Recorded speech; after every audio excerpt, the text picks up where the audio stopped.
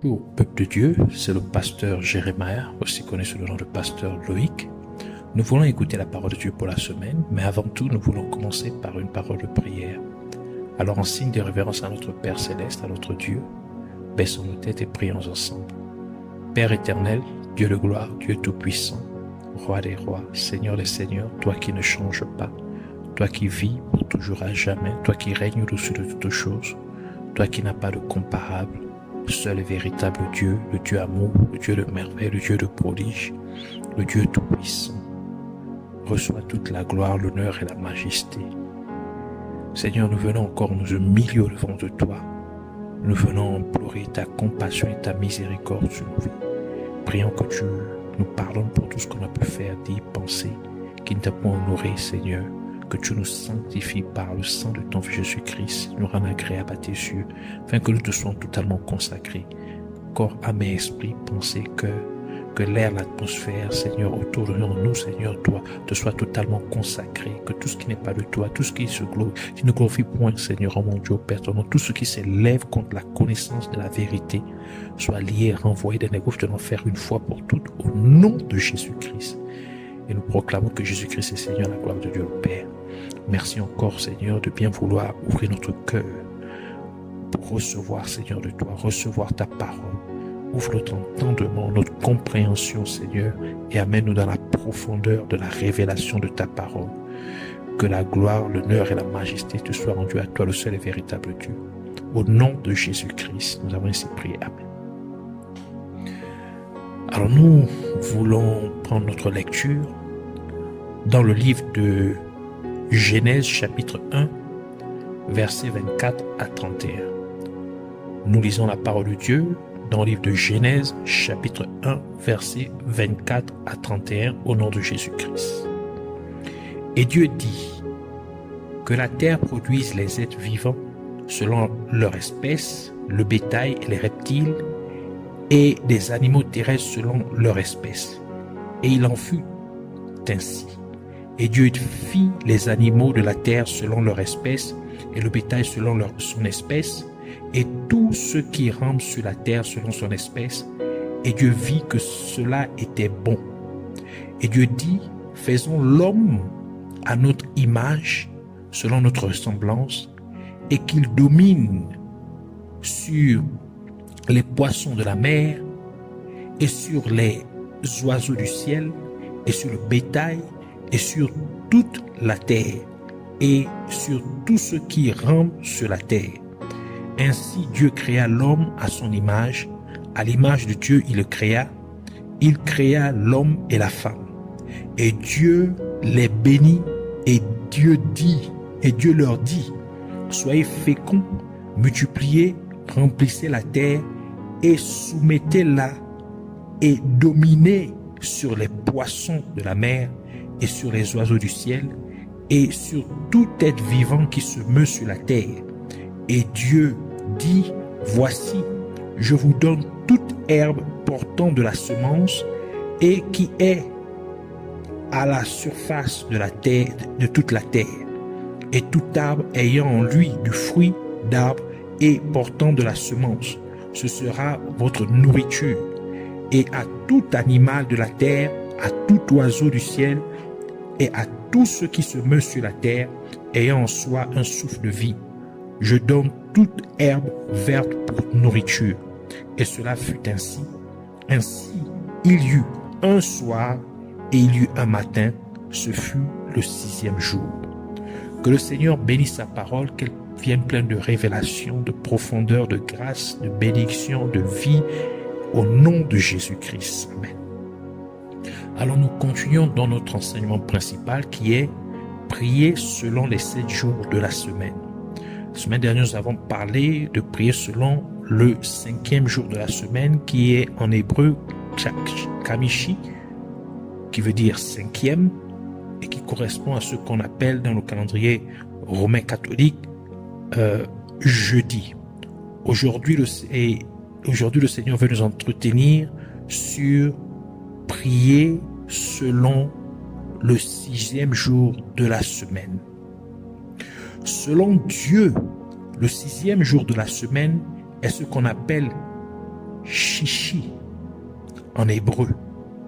S-H-I-S-H-I. Ce qui signifie sixième dans la langue hébraïque. Et cela correspond à ce qu'on appelle vendredi dans le calendrier catholique romain.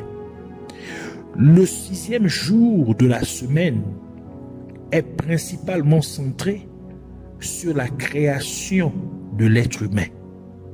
Et ce qui est encore plus intéressant, c'est le fait que parmi toutes les créatures que Dieu a créées sur terre, l'être humain est la seule qui a été créée à l'image de Dieu. Cela nous dit donc qu'en créant l'être humain sur terre, Dieu faisait en fait un parallélisme de lui-même sur terre.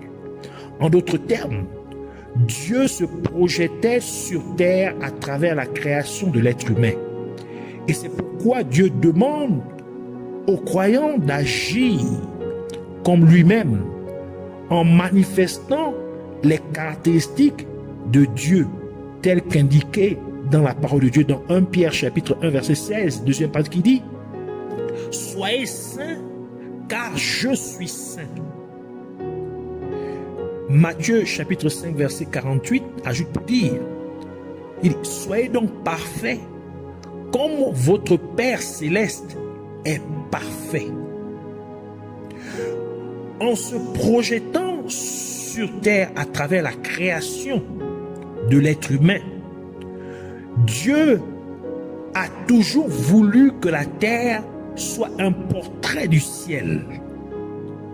Et cela est représenté dans ce que Jésus-Christ a demandé à ses disciples de prier en déclarant ce qui suit dans Matthieu chapitre 6 verset 10 qui dit « Que ton règne vienne, que ta volonté soit faite sur la terre comme au ciel. » Cela signifie qu'il a toujours été dans l'intention de Dieu que la terre dépeigne le ciel, son lieu d'habitation, en amenant la volonté de Dieu à être faite sur terre comme elle est faite au ciel.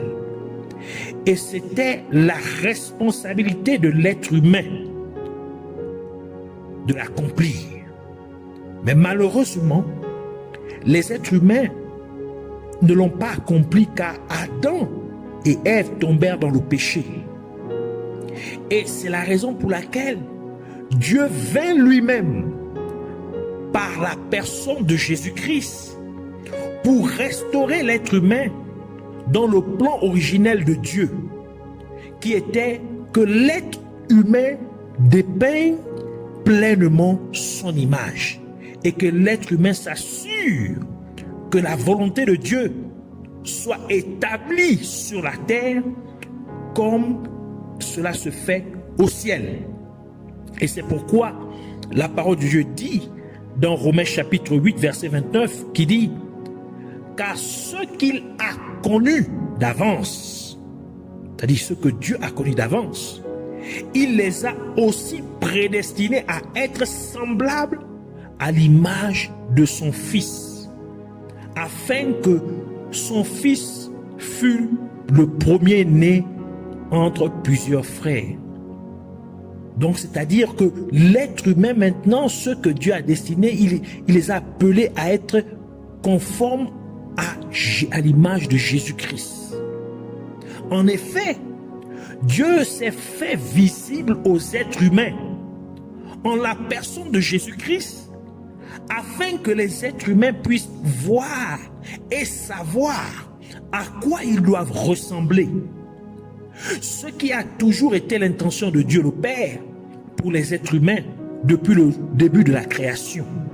C'est pourquoi la parole de Dieu dit ce qui suit en se référant à Jésus-Christ dans Colossiens chapitre 1 verset 15 qui dit « Il est l'image du Dieu invisible, le premier-né de toute la création. » Par conséquent, en acceptant Jésus-Christ comme son sauveur et Seigneur, l'être humain est maintenant restauré dans le plan originel de Dieu, parce qu'il est maintenant en Jésus-Christ. En tant que croyant, l'être humain opère maintenant à l'image même de Dieu qui est Jésus-Christ. Car la parole de Dieu déclare dans Galates chapitre 2 verset 20, « J'ai été crucifié avec Christ. Pourtant je vis, non pas moi, mais c'est Christ qui vit en moi. Et la vie que je mène maintenant dans la chair, c'est-à-dire dans le corps physique, je la vis par la foi au Fils de Dieu qui m'a aimé et qui s'est donné lui-même pour moi. » 2 Corinthiens chapitre 5 verset 17 ajoute pour dire, « Par conséquent, si quelqu'un est en Christ, il est une nouvelle créature. Les choses anciennes sont passées, voici, toutes choses sont devenues nouvelles. » 1 Corinthiens chapitre 2 verset 16 conclut pour dire, « Car qui a connu la pensée du Seigneur pour l'instruire? Or, nous avons la pensée du Christ. » Ainsi, le 6e jour de la semaine, le croyant a besoin de prier pour demander à Dieu de l'amener à dépeindre l'image de Dieu dans la façon dont il agit, dans la façon dont il pense, dans la façon dont il parle, dans sa façon de se comporter. Le croyant doit aussi prier pour demander à Dieu de l'aider à mener la volonté de Dieu à être manifeste sur la terre comme cela l'est au ciel. Le croyant doit comprendre qu'il n'a jamais été question de sa volonté, mais qu'il a toujours été question de la volonté de Dieu. C'est pourquoi Jésus-Christ a dit, non pas ma volonté, mais que ta volonté soit faite. Luc chapitre 22 verset 41 à 43 qui dit, puis s'éloigna d'eux à la distance d'environ un jet de pierre, et s'étant mis à genoux, il pria, disant, Père, si tu voulais éloigner de moi cette coupe, toutefois, que ma volonté ne se fasse pas, mais la tienne. Alors un ange lui apparut du ciel pour le fortifier, et étant en agonie, il priait plus instamment, et sa sueur devint comme des grumeaux de sang qui tombaient à terre. L'humilité réside dans le fait que vous abandonnez votre volonté pour embrasser pleinement la volonté de Dieu. Vous n'avez plus de volonté propre, mais la volonté de Dieu devient votre volonté. Cela signifie que votre personnalité meurt au fur et à mesure que la volonté de Dieu prend vie en vous et à travers de vous.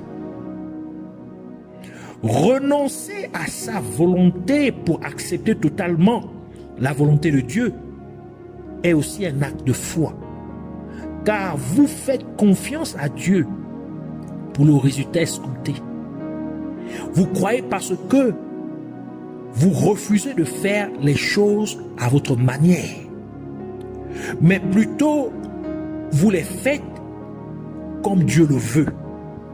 Et même si cela n'a pas de sens aux yeux de qui que ce soit. Avec la notion de volonté vient aussi la notion de responsabilité.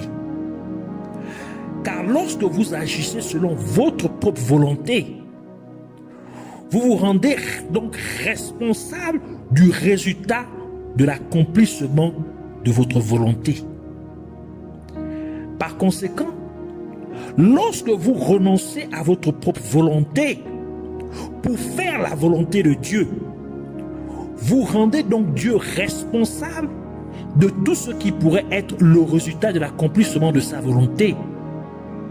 Vous engagez donc Dieu, ou Dieu s'engage lui-même à un tel résultat.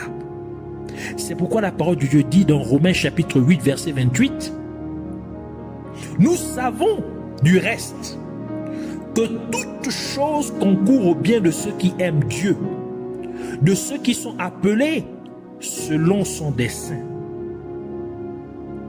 C'est-à-dire que chaque fois que vous faites la volonté de Dieu, chaque fois que vous faites ce que Dieu a prévu, cela tournera toujours à votre propre avantage. Même si cela ne semble pas être le cas au commencement, cela finira toujours par tourner à votre propre avantage. C'est pourquoi Jésus-Christ réussit dans tout ce qu'il fit sur terre, au point que même dans sa mort, il fut victorieux. Parce qu'il ne s'agissait jamais de faire sa propre volonté, mais plutôt de faire la volonté de Dieu le Père.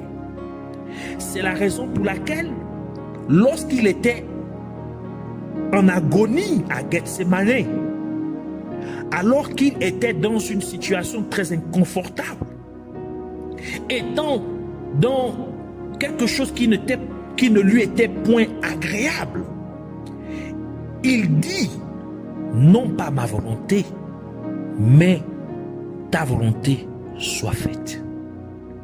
Cela explique pourquoi Jésus-Christ a dit ce qui suit dans Jean chapitre 4 verset 34 qui dit, Jésus leur dit, ma nourriture est de faire la volonté de celui qui m'a envoyé et d'accomplir son œuvre. La nourriture est quelque chose qui est nécessaire au bien-être du corps de l'être humain ou de l'organisme de l'être humain. Donc en disant que sa nourriture est de faire la volonté de Dieu, Jésus-Christ déclara en fait que faire la volonté de Dieu est essentiel pour les êtres humains. Et il est impératif que chaque être humain accomplisse la volonté de Dieu pour sa vie. Il est nécessaire que tout être humain accomplisse le but pour lequel Dieu l'a amené sur terre. Cela devrait être le désir le plus profond de chaque être humain. C'est pourquoi le roi David a dit dans Psaume 40, verset 9, qui dit « Je veux faire ta volonté, mon Dieu, et ta loi est au fond de mon cœur. » Et cela clarifie pourquoi Jésus-Christ a réitéré ce que Dieu le Père a dit dans Matthieu chapitre 4 verset 4 qui dit, Jésus répondit, il est écrit, l'homme ne vivra pas de pain seulement, mais de toute parole qui sort de la bouche de Dieu. C'est-à-dire que chaque être humain doit s'efforcer de connaître la volonté de Dieu afin qu'il puisse arriver à l'accomplir. Et c'est exactement ce que Jésus-Christ vint nous montrer quand il vint sur terre en tant qu'être humain. Ainsi, il dit dans Jean chapitre 5 verset 30, « Je ne puis rien faire de moi-même.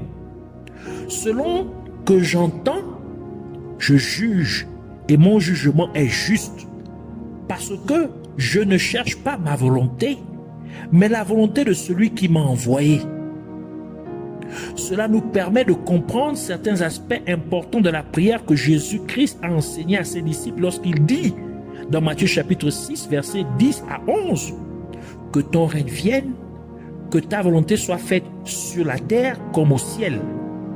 Donne-nous aujourd'hui notre pain quotidien.